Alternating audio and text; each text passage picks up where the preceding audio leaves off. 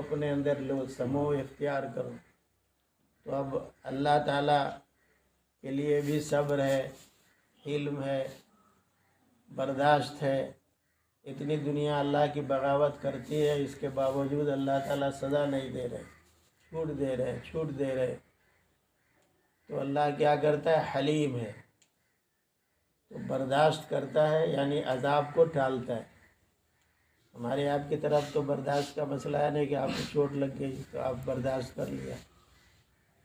اللہ تعالیٰ کو کسی کی چوٹ سے چوٹ نہیں لگتی، لیکن اللہ تعالیٰ کا غضب ظاہر ہوتا ہے، اللہ کی ناراضگی آتی ہے۔ تو گناہ چھوڑا اور اللہ کے اخلاق اپنے اندر نہیں لیے تو تخلیہ تو ہوا۔ دو چیزیں تخلیہ اور تحلیہ، ایک ہے اخلاق رذیلہ کو نکال دینا اور اس کے بعد اخلاق حسنہ سے آراستہ کرنا۔ جیسے اب یہ مکان ہے، دیکھیے اس کا سب رنگ روغن خراب ہو رہا ہے۔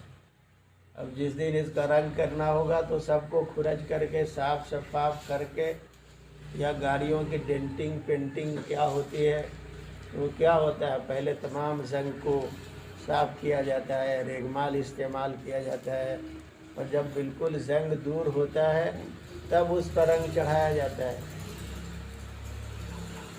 بغیر اس کی صفائی کے اگر رنگ چڑھا دیا گیا تو وہ رنگ کوڑی کام کا نہیں ہوگا، چند دنوں کے اندر پھر وہیں کا وہیں پہنچ جائے گا۔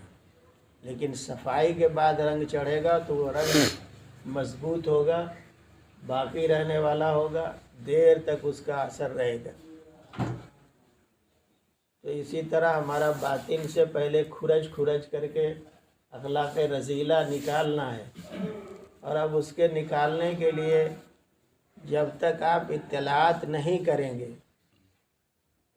اپنے عیب کو ظاہر نہیں کریں گے، اور اس کے ازالے کے لیے جو ہمارے بڑوں نے بزرگوں نے تجویزیں رکھی ہیں ان کو ہم نہیں اپنائیں گے تو ہم پاک نہیں ہو سکتے۔ صرف آپ آئے، بیعت ہو گئے اور آپ نے مثلاً حال بھی بتایا، لیکن حال پر جو آپ کو ہدایت دی گئی اس پر عمل ہی نہیں کیا،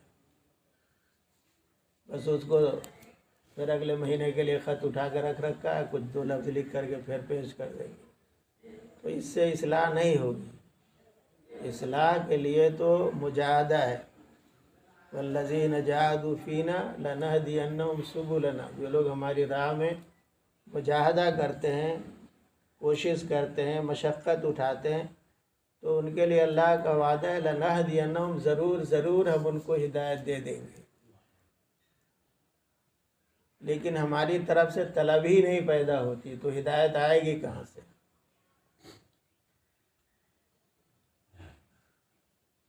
مربع آپ سب لوگوں کے گھر بنتا ہے، کسی کے کسی چیز کا مربع بنتا ہے، کسی کے یہاں آم کا بنتا ہے، کسی کے یہاں آملے کا بنتا ہے، کسی کے یہاں سیب کا بنتا ہے۔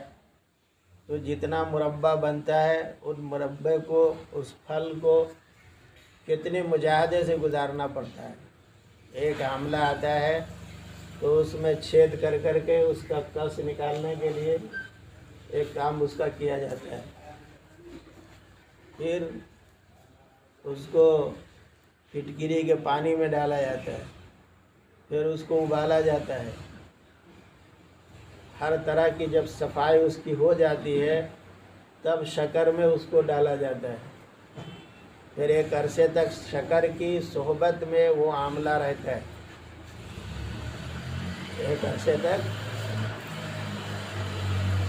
شکر کی صحبت میں رہتا ہے۔ تو جو آملہ اپنی ذات کے اعتبار سے ترش اور کھٹا ہے، لیکن جب صحبت میں رہتا ہے تو صحبت کے اثر سے وہ میٹھا ہو جاتا ہے۔ اسی کو بزرگوں نے، کسی بزرگ کا شعر ہے، جمال ہمنشیں درمن اثر گر، گلے خوشبو در حمام روزے، رسید از دست محبوب بدستم۔ ایک دن غسل خانے میں کسی محبوب کے ہاتھ سے ایک مٹی ملی،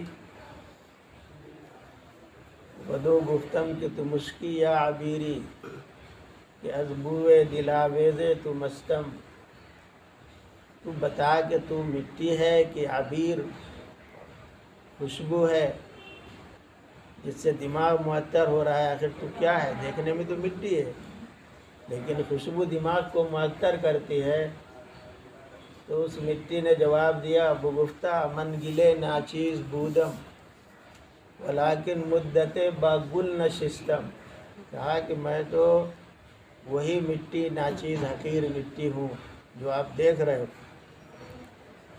لیکن ایک زمانہ تک میرا پھولوں کے ساتھ رہنا ہوا. جمال ہمنشیں درمن اثر کر، ہمارے ہمنشیں کے جمال یعنی اس کی خوشبو نے میرے اندر خوشبو پہ اثر کیا، تو اس کی وجہ سے آپ کا دماغ معطر ہوتا ہے. وگرنہ من ہما خاکم کے ہستم، میں تو وہی مٹی کی مٹی ہوں. تو جو کچھ یہ اثر ہے ہمنشیں اور ہم مجلس کی صحبت کا اثر ہے. اسی کو اللہ تبارک و تعالی نے فرمایا یا ایھا الذین آمنوا اتقوا اللہ وکونوا مع الصادقین. یہی ہم نشینی ہے، سچوں کی ہم نشینی، اہل حق کی ہم نشینی. یہ اختیار کرنے سے رنگ آتا ہے. اور وہ کسی ایک دین آج بیعت ہو گئے اور اب ہوا میں اڑنے لگے تو ایسا کوئی ہوا میں نہیں اڑتا ہے، نہ اڑایا جاتا ہے. خواجہ صاحب نے فرمایا آئینہ بنتا ہے رگڑے لاکھ جب کھاتا ہے دل. آئینہ بنتا ہے رگڑے لاکھ جب کھاتا ہے